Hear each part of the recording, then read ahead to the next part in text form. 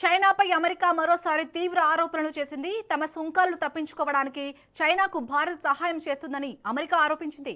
China వస్తువులు America సుంకాలను తప్పించుకొని మార్కెట్లోకి ప్రవేశించేందుకు భారత్ సహా పలు దేశాలు సహకరిస్తున్నాయంటూ అమెరికా సంచలన ఆరోపణలు చేసింది. ది గ్రేట్ ట్రాన్స్‌షిప్‌మెంట్ స్కామ్ పేరుతో విడుదల చేసిన నివేదికలో భారత్ సహా 40 దేశాలు చైనాకు చెందిన షాడో నెట్వర్క్లో భాగంగా ఉన్నాయని పేర్కొంది.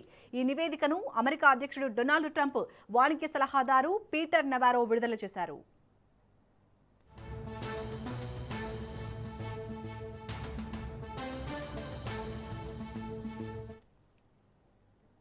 అమెరికా విధిస్తున్న భారీ సుంకాలను తప్పించుకునేందుకు చైనా వస్తువులను ఇతర దేశాల మీదుగా తరలిస్తున్నారని ఆరోపించింది.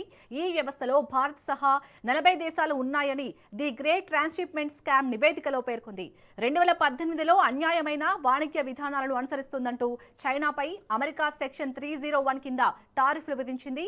అప్పటి నుంచి చైనా నుంచి అక్రమంగా ఇతర దేశాల మీదుగా అమెరికాకు చేరుతున్న సరుకు రవాణా గణనీయంగా పెరిగిందని నివేదిక తెలిపింది. దీని విలువ ఏకంగా $303 బిలియన్ వరకు ఉండొచ్చని అంచనా వేసింది.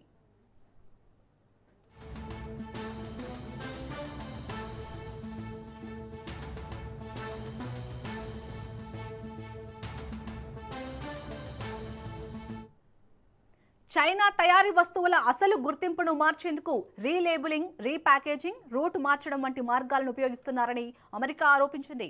తక్కువ కార్మిక వ్యయాలు, తక్కువ కస్టమ్స్ పర్యవేక్షణ అమెరికా మార్కెట్లోకి సులభంగా ప్రవేశించే అవకాశం ఉన్న దేశాలను ఇందుకోసం ఉపయోగిస్తున్నారని పేర్కొంది.